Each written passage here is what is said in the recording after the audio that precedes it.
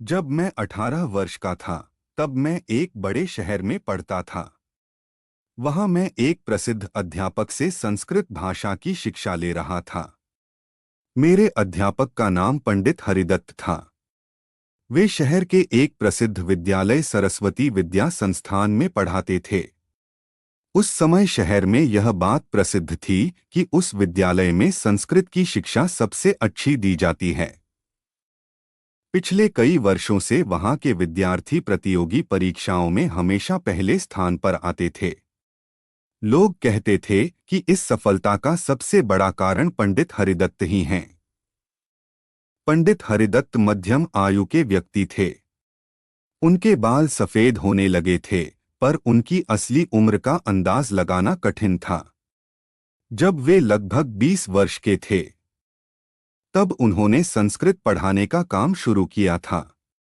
उस समय उनका विचार था कि वे कुछ पैसे कमाकर आगे पढ़ाई करेंगे और बड़ी डिग्री प्राप्त करेंगे। लेकिन धीरे धीरे वे इसी काम में इतने उलझ गए कि जीवन भर संस्कृत पढ़ाने का ही काम करते रहे। संस्कृत भाषा से उन्हें इतना प्रेम था कि वे दिन रात उसी में डूबे रहते थे। संस्कृत पढ़ना और पढ़ाना ही उनके जीवन का एकमात्र उद्देश्य बन गया था। वे अपने विद्यार्थियों को भी संस्कृत बोलने के लिए प्रेरित करते थे। यदि कोई छात्र बीच में हिंदी या दूसरी भाषा का शब्द बोल देता, तो वे तुरंत नाराज होकर कहते, मैं यहाँ दूसरी भाषा नहीं, केवल संस्कृत सिखाता हूँ। विद्यालय के प्रधानाचार्य ने जब देखा कि संस्कृत की प्रतियोगिताओं में उनके विद्यालय के विद्यार्थी लगातार पुरस्कार जीत रहे हैं, तो उन्होंने स्कूल के बाहर एक बड़ा बोर्ड लगवा दिया, यहाँ संस्कृत की शिक्षा विशेष रूप से दी जाती है। हमारे विद्यार्थियों ने प्रतियोगिता में अनेक पुरस्कार प्राप्त किए हैं। इसी प्रसिद्धि को देखकर मेरे पिता ने भी मुझे उसी विद्यालय में पढ़ने भेज दिया। मैं पंडित हरिदत्त से निजी रूप से संस्कृत पढ़ने लगा। हर पाठ के लिए मैं 5 रुपए देता था, जिनमें से 3 रुपए विद्यालय को मिलते थे और 2 रुपए पंडित जी को डोट, जिस छोटे से कमरे में पंडित जी मुझे पढ़ाते थे। वहां से सड़क साफ दिखाई देती थी। धीरे धीरे ऐसा हुआ कि पढ़ाई के बीच बीच में वे मुझसे अपने जीवन की बातें करने लगे। उनका कोई परिवार नहीं था, न ही कोई घनिष्ठ मित्र, इसलिए वे मुझसे बातें करके अपने मन का दुख हल्का कर लेते थे। एक दिन उन्होंने मुझसे कहा, बेटा, मेरा जीवन एक सूखे पेड़ की तरह है। न मेरा अपना घर है, न अपना कमरा।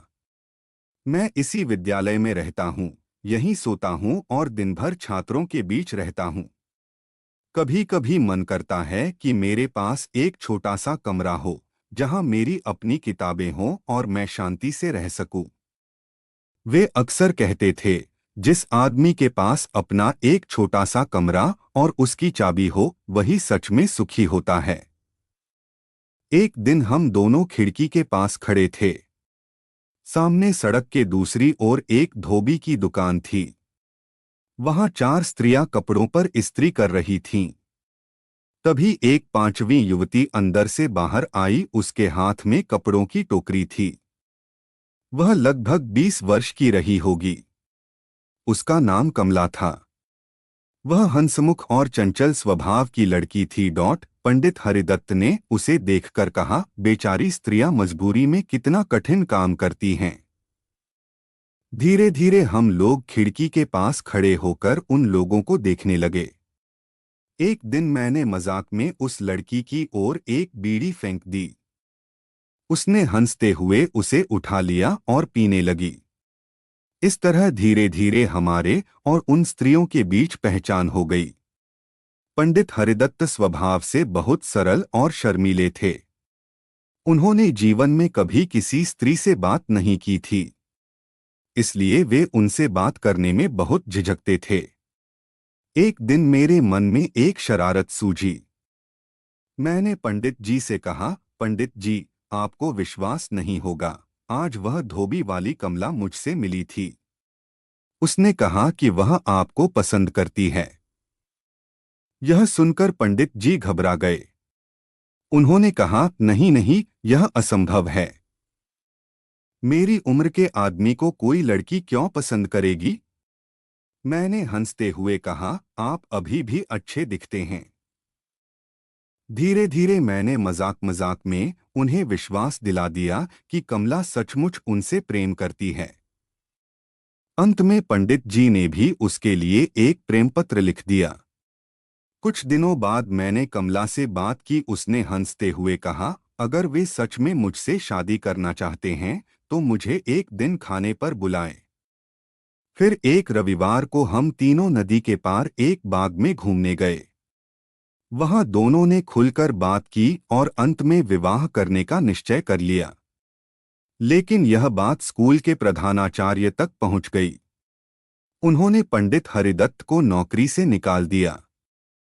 मेरे पिता को भी जब मेरी शरारत का पता चला तो उन्होंने मुझे उस स्कूल से निकालकर दूसरे स्कूल में भेज दिया। समय बीत गया। पढ़ाई पूरी करके मैं कई साल बाद अपने शहर लौटा। एक दिन बाजार से गुजरते हुए मेरी नज़र एक छोटी सी दुकान पर पड़ी। उसके ऊपर लिखा था, हरिदत्त जनरल स्टोर। मैंने अंदर देखा तो पंडित हरिदत्त वहां बैठे थे और उनकी पत्नी कमला दुकान संभाल रही थी।